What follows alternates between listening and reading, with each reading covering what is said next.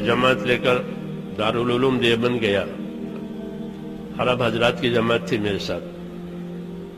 مفتی محمد الحسن گنگوہی رحمۃ اللہ علیہ حیات تھے صدر مفتی. ہمارے حلقے میں آئے, عربوں سے ملاقاتیں کی, پھر بات شروع کی. پہلی بات یہی کی جو میں کہہ رہا ہوں, الدین کلہ ادب. یہاں سے بات شروع ہوئی. مفتی صاحب نے, دین سارا کا سارا ادب کرنے کا نام ہے. ہمارے دین میں بے ادبی کی کوئی جگہ ہی نہیں ہے. وضو استنجے کے بھی آداب ہیں, وضو استنجے کے بھی آداب ہیں ہمارے یہاں. اللہ کا ادب, اس کے رسول کا ادب, اس کی کتاب کا ادب, مجلس کا ادب, مسجد کا ادب. اس لیے مفتی صاحب نے فرمایا کہ الدین کلہ ادب. بڑی فائدے کی بات ملی. علماء کی صحبت, علماء سے فائدہ اٹھانا, ان کے علوم سے, ان کے عمل سے ایسا نفع ملتا ہے جیسا زمین کو پانی سے نفع ملتا ہے. ہاں, کیونکہ علم تو وہی بتائیں گے اور عمل بھی وہی بتائیں گے. کتاب پڑھ لو تو علم ضرور آئے گا, لیکن عمل کی جگہ خالی رہے گی. اس لیے اللہ کتاب بھی اتارتے ہیں اور رسول بھی بھیجتے ہیں, دونوں. کہ خالی کتاب ہی نہیں کہ معلومات ہو جائیں, لٹریچر ہو جائیں, ٹھیک ہے, اس کے ساتھ عمل کی شکل ہونی چاہیے. تو عمل کی شکل, اس کے لیے اللہ تعالیٰ آدمی بھیجتے ہیں اپنا رسول. وہ ہمارا ہی آدمی ہوتا ہے, بنی آدم میں سے ہے. وہ عمل کی شکل تیار کرتا ہے کہ دیکھو یہ حکم ہے, اس کا عمل یہ ہے, اس کے حکم ہے, اس کا عمل یہ ہے. ایک کتاب, ایک انسان, اس کو کہتے ہیں اتباع. وحی کا اتباع کرو. یہ کیسے؟ کہ رسول کی تابعداری سے. رسول بتائیں گے آداب کیا ہے, احکام کیا ہے, منع کیا ہے, صحیح کیا ہے. تو دین ہمارا سارا ادب کرنے کا نام ہے.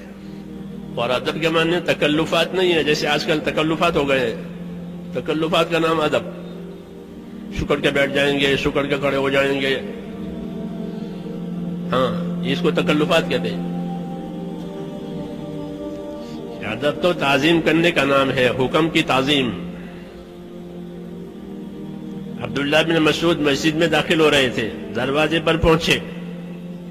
حضور صلی اللہ علیہ وسلم ممبر پر تھے. ممبر سے فرمایا اجلسو, بیٹھ جائیے. دروازے پر پہنچے تھے اور بیٹھ جائیے کان میں پڑا, وہیں بیٹھ گئے. کیوں؟ کہ حکم ہو گیا بیٹھ جائیے, اب چلنے کی جگہ نہیں ہے. دروازے پر بیٹھ گئے. حکم کی تعظیم ہے یہ. حضور صلی اللہ علیہ وسلم دیکھا کہ آدمی دروازے پر بیٹھ گیا ہے میری بات سن کر, تو آپ نے بلا لیا, عبداللہ آگے آ جاؤ. تو آگے آئے. حکم کی تعظیم. اور اس سے آگے ایک دفعہ ایسے ہی ممبر پر بیٹھ کے فرمایا بیٹھ جائیے. تو عبداللہ ابن رواحہ قریب کے محلے میں تھے. قریب مسجد نبی سے محلہ تھا, قریب بنو غنم کا محلہ کہلاتا تھا. مسجد کی دیواریں چھوٹی چھوٹی تھی, آواز باہر جاتی تھی. تو انہوں نے محلے میں آواز سنی, بیٹھ جائیے. وہیں بیٹھ گئے. وہیں بیٹھ گئے. کیا بات ہوئی؟ کہ حکم آیا بیٹھ جائیے. اللہ کے حکموں کی تعظیم اور تعظیم سے اس پر عمل کرنا. تو وہیں بیٹھ گئے. لوگوں نے حضور سے عرض کیا کہ عبداللہ ابن رواحہ بنو غنم میں تھے, آپ کی آواز سن کر وہیں بیٹھ گئے.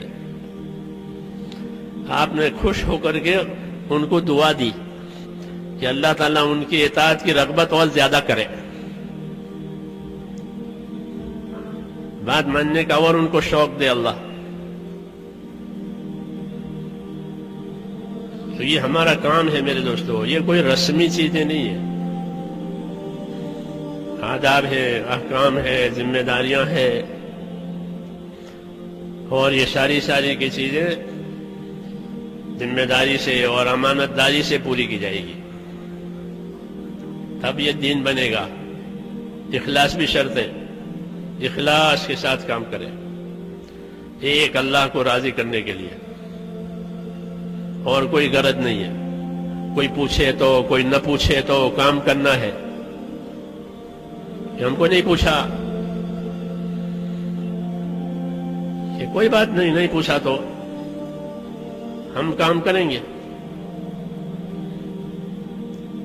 صحابہ یہ کہتے تھے کہ ہم نے اللہ کے رسول صلی اللہ علیہ وسلم کے ہاتھ میں ہاتھ دے کر قول قرار کیا ہے، بیعت کی ہے کہ ہم بات سنیں گے اور مانیں گے، جو حکم آئے گا اسے سنیں گے اور مانیں گے. کس حال میں؟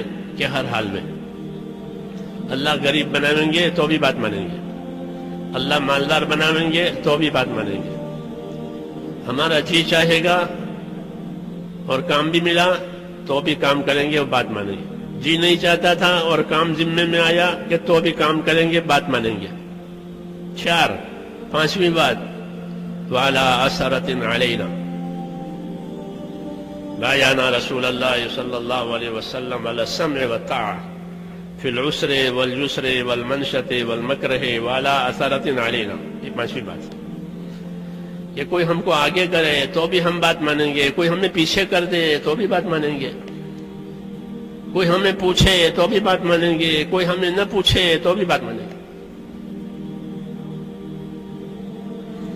یہ مخلصین کی اطاعت کہلاتی ہے. کس کی؟ مخلصین، اخلاص والوں کی اطاعت، اخلاص والوں کی تابعداری، کہ ہم کو کوئی نہیں پوچھتا کہ کوئی بات نہیں، ہم تو اللہ کے لیے کرتے ہیں، اللہ دیکھ رہا ہے. تو پوچھ موچھ یا نہیں ہے. ہاں، باقی تمام کاموں میں پوچھ بھی ہے، موچھ بھی ہے. جی ہاں، اس کو خوب یاد رکھیں کہ پوچھ نہیں پیچھے اور موچھ بھی نہیں. جی ہاں، یہ سب کو سننے کے بعد یہ کام تو صرف اللہ کو راضی کرنے کے لیے کرنا ہے. کہ حضور نے فرمایا کہ وہی قبول ہوگا جو خالص اللہ کے لیے کیا گیا ہوگا.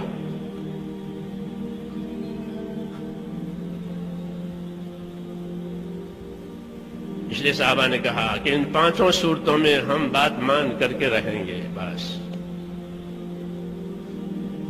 یہ ہم کو آگے کرے تو ہم کو پیچھے کرے تو ہم کو دے تو نہ دے تو کہ دوسروں کو دیا ہم کو نہیں دیا، پھر کوئی بات نہیں. کیوں کہ ہم تو کام کریں گے. حضور نے انصار سے فرمایا کہ ایک دور آئے گا کہ لوگ تمہیں پیچھے کریں گے. انصار لوگوں کو آگے کرتے تھے، اپنی حاجت پوری نہیں کرتے تھے، لوگوں کی حاجت پوری کرتے تھے. اپنی راحت چھوڑ دیتے تھے، لوگوں کی راحت دیتے تھے. وَيُؤْثِرُونَ عَلَىٰ أَنفُسِهِمْ. لیکن فرمایا تمہارے پر ایک دور ایسا آئے گا کہ لوگ تمہیں پیچھے کر دیں گے، اپنے آپ کو آگے کریں گے، ان کی راحتوں کو آگے کریں گے، اپنی ضرورتوں کو آگے کریں گے، تمہیں پیچھے کر دیں گے. تو تمہیں کیا کرنا چاہیے؟ فرمایا تمہیں کچھ نہیں کرنا چاہیے، تمہیں صبر کرنا چاہیے. تم صبر کرنا، ایسے دور میں تم صبر کرنا کہ نصرت تم نے کی ہے، ساتھ تم نے دیا ہے، قربانیاں تم نے دی ہے، راستہ تم نے بنایا ہے، سب کو آسرا تم نے دیا ہے، اس کے باوجود لوگ تمہیں پیچھے کریں گے. ایسا دور آئے گا. یہ ہم کام کرنے والوں کی بات ہے. تم کیا کرو گے کہ ان سے لڑنا نہیں ہے، ان سے جھگڑنا نہیں ہے، ان کو شکایت نہیں کرنی ہے، بلکہ تم صبر کرنا، اور تمہارا بدلہ میں حوض کوثر پر اللہ سے قیامت میں دلوا دوں گا. یہ فرمایا کہ تمہارا بدلہ جو ہے وہ حوض کوثر پر اللہ تعالیٰ سے تم کو میں دلا دوں گا.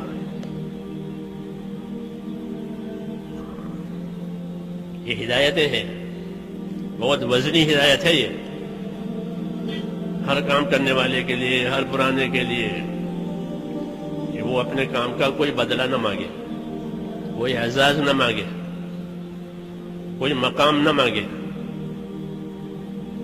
جو کچھ مانگے وہ کس سے مانگے؟ اللہ سے مانگے. یہ اس کے خلوص کی دلیل ہے، یہ اس کے اخلاص کی دلیل ہے، یہ اس کے آخرت کے طلبگار ہونے کی دلیل ہے. یہ آخرت چاہ رہے تھے. یہ بہت وزنی ہدایتیں ہیں حضور صلی اللہ علیہ وسلم کی ہمارے لیے. اس لیے ان ہدایتوں کا اپنے آپ کو پابند کرنا ہے. پھر اتنی خیر ہوگی، اتنی خیر ہوگی کہ دشمنوں کے دلوں میں سے دشمنی نکل جائے گی، وہ ہدایت کا نور ان کے دلوں میں آ جائے گا. یہ ہوگا.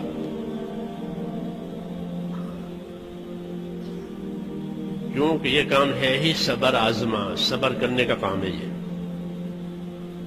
یہ شوق پورا کرنے کا کام نہیں ہے. دین کے کام شوق پورا کرنے کے لیے نہیں ہوتے. شوق سے کام نہیں کیا جائے گا، فکر سے کام کیا جائے گا. جیسے قرض دار کو قرض کی فکر ہوتی ہے، میرا قرضہ ہے، مجھے دینا ہے، تاریخ آ گئی ہے، وہ فکر مند ہو جاتا ہے. اس کو نیند نہیں آتی، اس کو نیند نہیں آتی. فکر ہے، بوجھ ہے. ایسے ہی دین کے کام، اس کا سہم، اس کا بوجھ ہونا چاہیے. یہ شوق پورا کرنے کا کام یا نمائش کا کام نہیں ہے. اسے نمائش کے طور پر نہیں کرنا ہے، اپنے آپ کو نمایاں بنانے کے لیے بھی نہیں کرنا ہے. اگر نمایاں بنو گے تو پھر اللہ کے ہاں کوئی قیمت نہیں ہے. وَمَنْ أُشِيرَ إِلَيْهِ بِالْأَصَابِعِ فَلَا تَعُدُّهُ شَيْئًا، کہ جس کی طرف انگلیوں سے اشارہ کیا یہ فلاں صاحب ہے، فلاں صاحب ہے، کہ اسے کچھ مت سمجھو، اسے کچھ مت سمجھو. شہرت پائیے، شہرت کا کام نہیں ہے، صلاحیت کا کام ہے. اپنی قابلیت کو دین پر لگانا ہے تاکہ اللہ مقبول بناوے. قابل بہت ہے، مقبول تھوڑے ہیں. قابل بہت لوگ ہیں دنیا میں، لیکن مقبول شاذ، مقبول تھوڑے. تو ہمیں تو مقبول بننا ہے. اس لیے دین کے کام کے شوق سے نہیں کیے جائیں گے. یہ بیان کرنے کا شوق ہے، یہ شوق کا بیان نہیں ہوتا. امت کی خیر خواہی کا بیان ہوتا ہے. امت کو دین سمجھانا ہے، شوق نہیں پورا کرنا ہے. امانت ہے کہ امت کو دین سمجھاؤ، امت کو دین سکھاؤ. وہ لائنیں دوسری ہیں جس میں شوق پورے کیے جاتے ہیں، جن میں اپنے آپ کو نمایاں کیا جاتا ہے. وہ لائنیں دوسری ہے، وہ دنیا میں ہے. ہمارے ہاں تو دین کے کاموں میں کہ اخفاء بہتر ہے اظہار سے. چپ کے صدقہ کرے، چپ کے صدقہ کرے، سیدھے ہاتھ سے صدقہ کرے اور دوسرے ہاتھ کو خبر نہ پڑے. یہ صدقہ ظاہری صدقے سے افضل ہے. ان تبدوا الصدقات فنعما ہی، کہ اگر تم ظاہر کر کے صدقہ دے دو کہ یہ بھی ٹھیک ہے. وَإِن تُخْفُوهَا وَتُؤْتُوها الْفُقَرَاءَ فَهُوَ خَيْرٌ لَكُمْ، تو اگر تم اپنے صدقے کو چھپاؤ، چپکے سے فقیروں کو دے دو، یہ تمہارے لیے بہت بہتر ہے. تو ہر آدمی کا ہر عمل اس کا صدقہ ہے. جیسے مال صدقہ ہے، ایسا ہر آدمی کا نیک عمل اس کی زندگی کا صدقہ ہے. اس کا جتنا یہ اخفا کر سکتا ہے، پوشیدہ کر سکتا ہے، یہ اس کے اظہار سے بہتر ہے. اظہار تو ضرورت کے لیے کرنا پڑتا ہے. جیسے فرض نماز جماعت سے پڑھی جائے گی، فرض ہے کہ اظہار کر کے پڑھو تاکہ اور لوگ بھی پڑھیں. ورنہ کہ اپنی نیکیوں کو ایسے چھپاؤ جیسے اپنے گناہوں کو چھپاتے ہو.